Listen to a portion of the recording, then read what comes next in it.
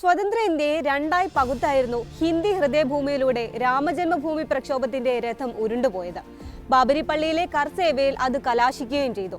അതിൽ പിന്നെ ഹിന്ദുത്വ രാഷ്ട്രീയം രാജ്യമെങ്ങും പത്തി വിടർത്തി ആടുകയായിരുന്നു. ബാബരിയുടെ മണ്ണിൽ വർഷങ്ങളെടുത്താണെങ്കിലും രാമക്ഷേത്രം ഉയർന്നു. പതിറ്റാണ്ടുകളായി BJPയും സംഘ് പരിവാറും ഹൈന്ദവ ധ്രുവീകരണത്തിനായി ഉപയോഗിച്ച ആയുധം അവിടെ അവസാനിച്ചെന്ന് കരുതിയെങ്കിൽ തെറ്റി. ഗ്യാൻവാബി പള്ളിയും മധുരയിലെ ഷാഹി മസ്ജിദും എന്തിന് അജ്മീർ ദർഗ വരെ പുതിയ കർസേവയ്ക്കായി കാത്തിരിക്കുകയാണ്. അതിനിടെയാണ് വർഗീയത പടർത്താനുള്ള ഏറ്റവും മികച്ച ആയുധമായി ഔറംഗസേബിനെ സംഘ് പരിവാർ ഇപ്പോൾ പുറത്തെടുക്കുന്നത്.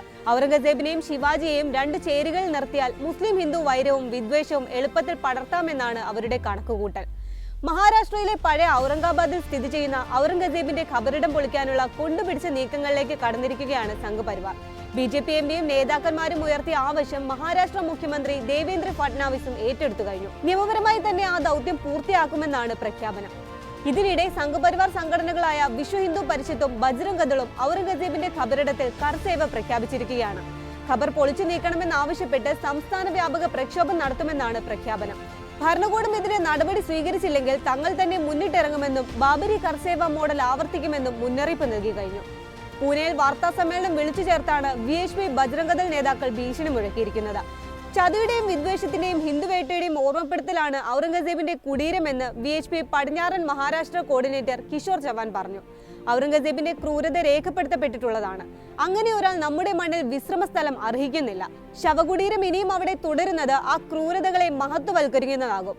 അത് അവിടെ നിന്ന് നീക്കം ചെയ്യാൻ മഹാരാഷ്ട്ര സർക്കാർ അടിയന്തരമായി ഇടപെടണം. സർക്കാരിന് അത് ചെയ്യാനായില്ലെങ്കിൽ രാമജന്മഭൂമി പ്രക്ഷോഭകാലത്ത് ചെയ്ത പോലെ ഞങ്ങൾ അവിടെ കർസേവ നടത്തുമെന്നും VHP നേതാവ് മുന്നറിയിപ്പ് നൽകി. മാർച്ച് 17 ശിവാജി ജയന്തി ദിനത്തിൽ സംസ്ഥാന വ്യാപകമായ പ്രതിഷേധവും പ്രഖ്യാപിച്ചിട്ടുണ്ട് ഇരു സംഘടനകളും. ഖബറിടം തകർക്കണമെന്നാവശ്യപ്പെട്ട് തഹസിൽദാർമാരുടെയും ജില്ലാ കളക്ടർമാരുടെയും വസതിക്ക് മുന്നിൽ പ്രതിഷേധ ധർണ നടത്തും. ഇതേ ദിവസം തന്നെ മഹാരാഷ്ട്ര മുഖ്യമന്ത്രി ദേവേന്ദ്ര ഫഡ്നാവിസിനെ നേരിൽ കണ്ട് മെമ്മോറാണ്ടം സമർപ്പിക്കും. കുടീരം തകർക്കാനുള്ള നടപടികൾ സ്വീകരിക്കണമെന്ന് ആവശ്യപ്പെടുമെന്നും നേതാക്കൾ അറിയിച്ചിട്ടുണ്ട്. ഇതിനുശേഷം നടപടി ഉണ്ടായില്ലെങ്കിൽ VHPയും ബജ്രംഗ് ദളും കർസേവയിലേക്ക് കടക്കുമെന്നാണ് മുന്നറിയിപ്പ്. ശിവാജിയെ വീരനായകനും ഔറംഗസേബിനെ പ്രതിനായകനുമായി അവതരിപ്പിച്ച് സംഘ് പരിവാർ രാജ്യത്ത് ഹിന്ദു മുസ്ലിം വിദ്വേഷം ആളിക്കത്തിക്കാൻ തുടങ്ങിയിട്ട് കുറച്ചു കാലമായി.